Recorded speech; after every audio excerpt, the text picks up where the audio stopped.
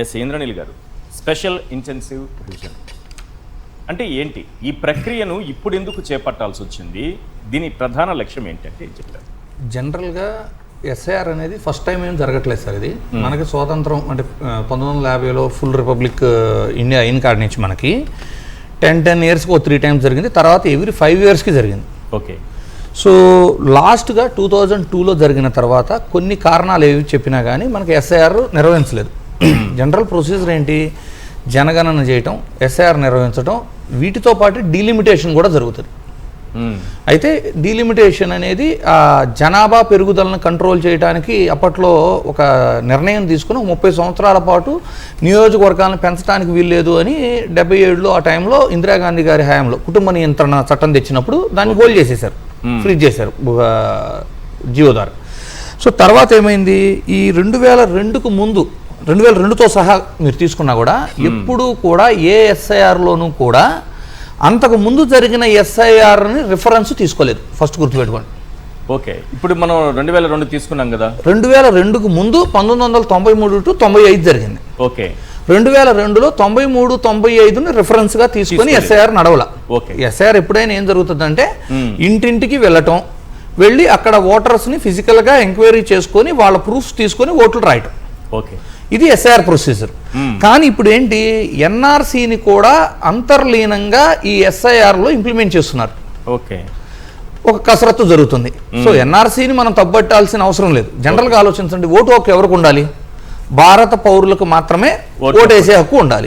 So ఆ NRC అన్నా కూడా అదే కదా. అంటే భారత పౌరసత్వం కలిగిన వాళ్ళకి ఓటు కల్పించే ప్రొసీజరు ఈసారి ఏం చేశారు అంటే, జనరల్గా ఎలా ఉంటుంది, ఈ ఓటు హక్కు పౌరసత్వ ఓటు హక్కు మీద జరిగిన సవరణ గురించి మాట్లాడుకుందాం. ఫస్ట్ 1986లో వచ్చిన సవరణ ఏంటంటే, 1987 జూలై 1 కంటే ముందు భారతదేశంలో ఉన్నవారు పుట్టినవారు అందరూ కూడా భారతీయులే.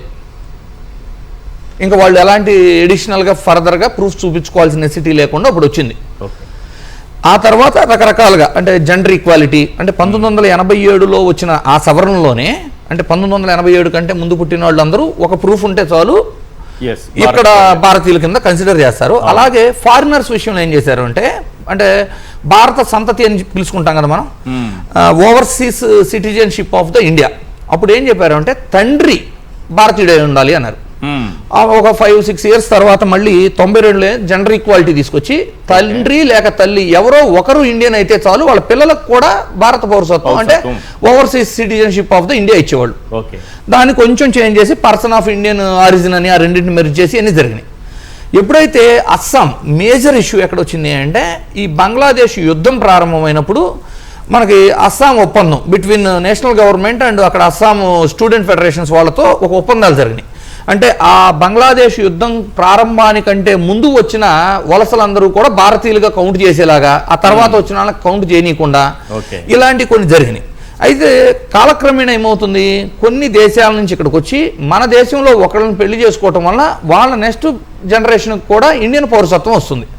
సో ఈ అస్సాం ఒప్పందము, ఈ అస్సాం వలసల రీత్యా 2003లో మళ్ళీ ఒక సవరణ చేశారు. 2004 తర్వాత పుట్టిన వాళ్ళు తల్లి తండ్రి ఇద్దరూ కూడా భారతీయులైతేనే వారికి ఓటు హక్కు భారత పౌరసత్వం వస్తుంది. అవును.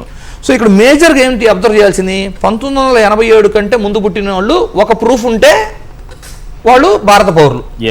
1987 నుంచి 2004 మధ్య పుట్టిన వాళ్ళు వారి అంటే ఆ సదరు ఓటర్ ప్రూఫ్తో పాటు వాళ్ళ తల్లి కానీ తండ్రి కానీ భారతీయులై ఉండాలి. 2004 తర్వాత పుట్టిన వాళ్ళు సదరు ఓటర్తో పాటు తల్లి మరియు తండ్రి ఇద్దరూ కూడా భారతీయులై ఉండాలి.